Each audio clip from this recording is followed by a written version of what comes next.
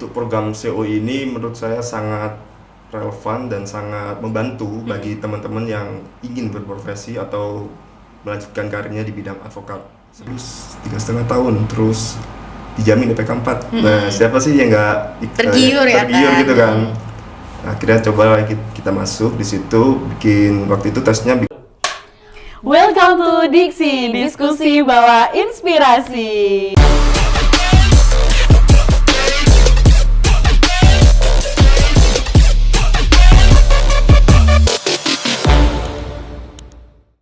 Welcome to Diksi, diskusi bawa inspirasi. Hai Letizen, kembali lagi nih dengan Herlena. Yang kali ini kita bakal membahas tentang program yang cukup menarik, yang dimana di sini banyak sekali mahasiswa-mahasiswa khususnya FHWMM ini yang kemungkinan berprofesi sebagai advokat ini pasti sangat menguntungkan. Nah, tidak lain dan tidak bukan, kita mau membahas terkait COE. Apa sih itu COE? Dan gimana sih nanti output dari COE itu sendiri? Nah, nanti kita langsung saja ke narasumber kita pada hari ini, Bang Zaki Abidin. Oke, gimana kabarnya Zaki hari ini? Alhamdulillah luar biasa. Senang banget ya kayaknya ya. Ya. Oke, silakan dikenalkan dirinya dulu Zaki. Baik, sebelumnya terima kasih telah diberikan kesempatan untuk mengisi materi di podcast Diksi, diskusi bawa inspirasi. Menurut saya ini suatu wadah yang sangat luar biasa untuk baik para alumni maupun praktisi-praktisi hukum dalam hal memberikan wawasan di bidang hukum dengan sesuai dengan bidang profesionalnya masing-masing gitu. Oke, jadi sangat menarik ya, apalagi khususnya di COE itu ya, jadi rapat dengan Zaki ya. Zaki, kenapa sih kira-kira Zaki memilih Fakultas Hukum itu sebagai tempat atau wadah untuk mencari ilmu gitu? Baik, sebelumnya mungkin saya akan jelaskan dulu kenapa saya ambil Fakultas Hukumnya dulu ya. Jadi dulu waktu di pendidikan tingkat atas SMA, saya tuh bisa dibilang anak yang bandel. Oke. Ya biasalah, namanya remaja juga mencari jati diri gitu kan. Terus sampailah pada ada peristiwa itu saya berhadapan dengan hukum. Kalau di bahasa hukum kan disebut anak berhadapan dengan hukum kan. Di situ saya menjalani proses penyidikan, terus membuat laporan yang didampingi dengan orang tua, terus ada visum juga, gitu kan. Nah dari situlah saya melihat bahwa hukum ini kok gini banget sih, kayak merasa saya ini kan posisi korban waktu itu. Di mana sebenarnya keadilan itu buat diri saya ya sebagai korban waktu itu. Nah berangkat dari situlah kemudian saya ingin sekali untuk mengambil jurusan hukum untuk mengetahui sebenarnya cara kerja hukum itu bagaimana. Gitu. Jadi untuk lebih mengenal hukum itu ya. Iya. Terus kenapa akhirnya memilih di FHWMM? Untuk di FHWMM sendiri mungkin ini karena selain akreditasinya yang bisa dibilang unggul. Oke. Ternyata banyak sekali hal-hal yang ketika saya masuk di FHWMM yang menurut saya itu sangat luar biasa, seperti ada lab hukum ya kan, kita belajar hukum acara di situ, mulai acara perdata, pidana, mahkamah konstitusi ya kan. Dan itu merupakan poin plus jika dibandingkan dengan kampus-kampus lain, sehingga hal itu yang menurut saya menjadi suatu keunggulan dari Fakultas Hukum Universitas Muhammadiyah Malang. Gitu. Oke, jadi memang sudah banyak track record atau testimoni ya sebelumnya buat masuk ke FHWMM ya. Betul. Oke, sekarang kesibukannya apa sih Zaki? Untuk kesibukan saat ini selain menjadi paralegal di Suhartono Sumarto, SSP Law Firm, saya juga melanjutkan studi di S2 ya? S2, iya. Oh, oke. Di UNAR, UNAR. betul. Ambil apa? MH? Ambil MH-nya. Oke. Untuk konsentrasinya saya ambil di sistem peradilan. Sistem peradilannya. Untuk pidana. Oke. Kenapa sih memilih berkarir sebagai advokat? Iya, sebenarnya ini nggak sengaja ya. Dulu waktu sebelum ambil COE ini, waktu apa namanya? Kebekalan? Bukan, selain magang itu apa? KKN. KKN, PMM, iya, PMM. Waktu PMM minta dosen itu saya dikenalkan COE yang batch 1 sama Bu Putri untuk mengikuti di gedung dekatnya helipad itu apa sih? PAU. Ya BAU. Oke. Nah di situ kan waktu itu ada seminar untuk mempromosikan COE dan program-program COE batch pertama. Benar saya cuek-cuek aja sih, ini COE buat apa sih? Cuek-cuek aja sih awalnya ya kan. Awalnya begitu. Nah kemudian setelah selesai PMM itu, sebenarnya ini saya mau ambil magang mandiri dulu di Mahkamah Konstitusi. Cuman karena dari lab hukum itu mintanya 6 bulan, sedangkan dari Mahkamah Konstitusi cuma 1 bulan. Akhirnya saya ambil magang mandiri dulu. Magang mandirinya itu di Soeharto juga. Oh gitu. Begitu. Jadi sebelumnya memang sudah pernah magang di Iya, tempatnya SSP jalan itu ya? betul, jalan 2 mingguan lah. Nah Terus? kemudian ada yang rame-rame tuh di grup, ada COE batch 2 nih, lulus 3,5 tahun terus dijamin IPK 4. Nah siapa sih yang nggak Tergiur ya kan? gitu kan. Nah, akhirnya coba kita masuk di situ, waktu itu tesnya bikin surat kuasa sama gugatan. Nah tapi di situ saya nggak lolos awalnya. Awalnya. Iya. Kemudian karena mungkin ada sedikit kelonggaran, jadi semua yang ikut tes COE batch 2 diloloskan semua, sekitar 90 orang lah itu. Oh gitu.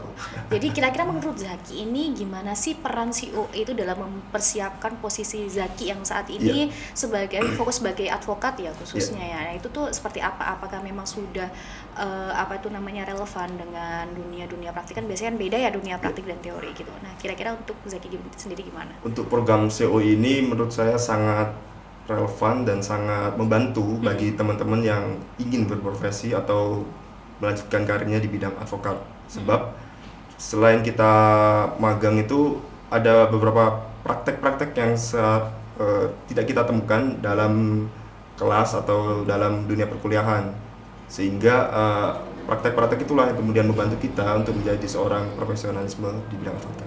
Oke, jadi memang learning by doing itu ada ya. Betul. Dan dilaksanakan di COE ini ya. Apalagi berapa lama sih itu Zaki COE-nya?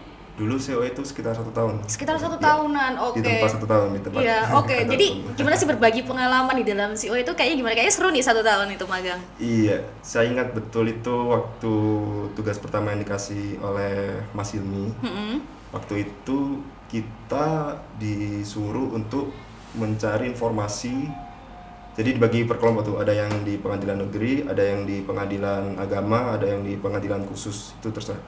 Nah kebetulan saya kebagian di pengadilan agama untuk tugas pertama itu. Nah di situ saya disuruh untuk mencari informasi perihal apa aja sih kewenangan dari pengadilan agama itu sendiri. Nah ternyata di situ kan saya memposisikan sebagai masyarakat umum yang belum tahu apa aja sih kewenangan agama. Untuk mendapatkan misalnya form untuk mengisi perkara perkawinan, ternyata itu nggak semudah yang kita bayangkan. Jadi dari petugas pengadilan agama sendiri itu mengharuskan kita itu benar-benar, misalnya kalau observasi ya dapat surat dari kampus, kalau misalnya mau mengurus perkara cerai ya harus nunjukin yang harus diperlukan. Sehingga dari situ kita tahu bahwa untuk menguji keberanian atau menguji pengetahuan kita terkait kewenangan suatu pengadilan itu nggak mudah. Jadi memang harus lebih explore lagi Iya, ya kan, betul. apalagi kita memang dihadapkan dengan klien kan gitu. Terus kalau misalkan nih berbicara terkait tantangan, tadi kan kita ngobrolin kesusahannya kan, kita harus explore lagi, apalagi kan kita cuma terbatas ya pengetahuannya, peradilan umum, peradilan niaga, paling cuma itu aja gitu. Kira-kira buat Zaki sendiri gimana sih caranya menghadapi beberapa tantangan itu yang kiranya bisa menjadikan Zaki ini bisa beradaptasi gitu dengan hal-hal yang bisa dibilang baru ya untuk Zaki gitu. Tentu untuk melakukan adaptasi dari dunia perkuliahan yang lulus-lulus saja ke dunia praktik yang mungkin keras banget. Betul. Ya, salah satu modal utama kita adalah argumentasi hukum atau pemikiran hukum yang kuat. Nah, dari teori hukum atau konsep hukum yang kita pelajari di kuliah, di kelas atau di dunia perkuliahan, itulah kemudian yang bisa menjadikan modal awal untuk melakukan praktek-praktek untuk membantu kinerja advokat, dalam hal ini sebagai asisten advokat, begitu. Oke, jadi memang berkorelasi antara teori dan juga praktik Betul. gitu. Kira-kira ada nggak sih menurut Zaki yang ini kok beda ya sama teorinya ya di praktik ya? Terus kayak gimana sih caranya Zaki ini tuh beradaptasi lagi ya dengan hal-hal yang kiranya berbeda jauh kayak gitu? Ya. Sebenarnya ada dua kondisi antara teori dan praktek. Yang pertama itu kondisi yang teori itu menguatkan dalam prakteknya, dalam arti ini bermanfaat dalam praktek.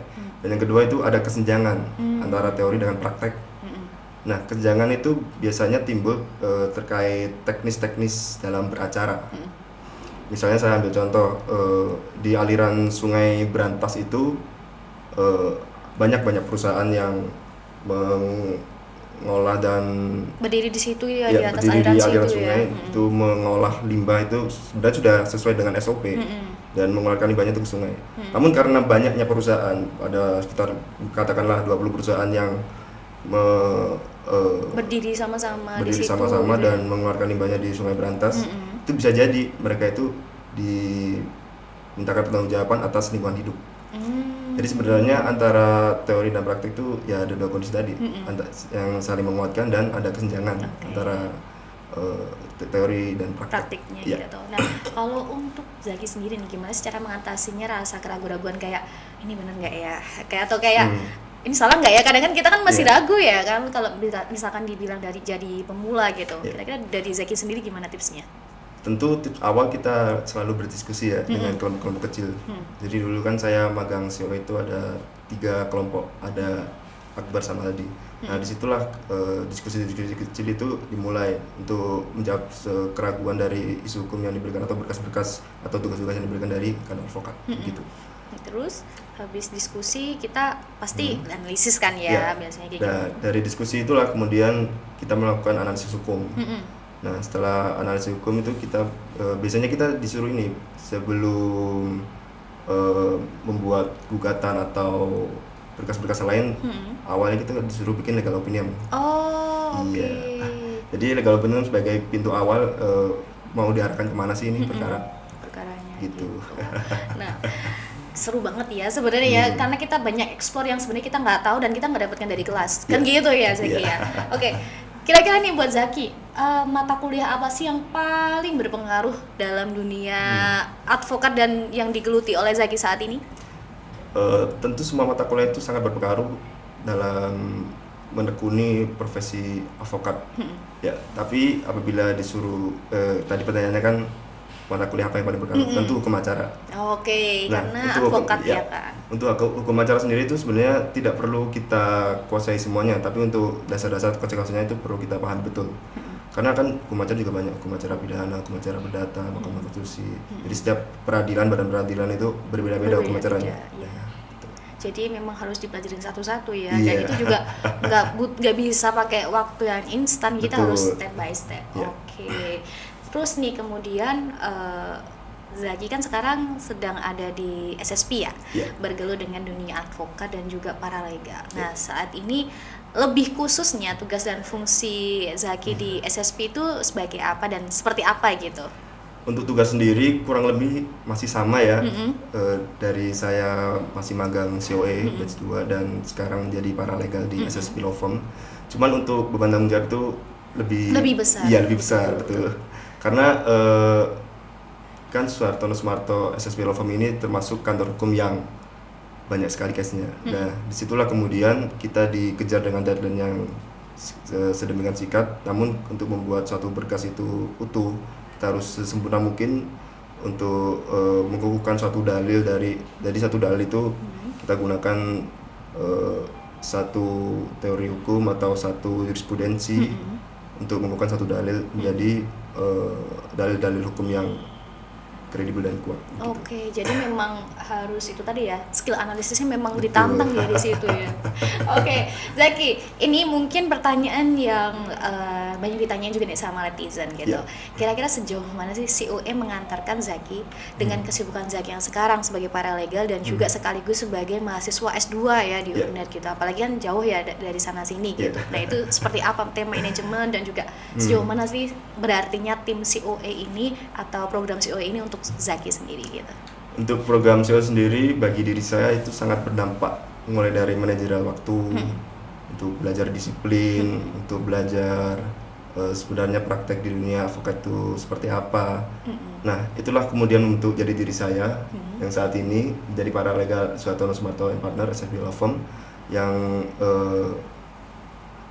memiliki skill untuk melakukan analisis suatu perkara dengan cepat dan tangkas seperti itu. Oke. Jadi memang skill praktiknya yang Ya. diberikan oleh COA itu memang sangat berarti Sangat-sangat ya buat membantu. seorang Zaki. Oke.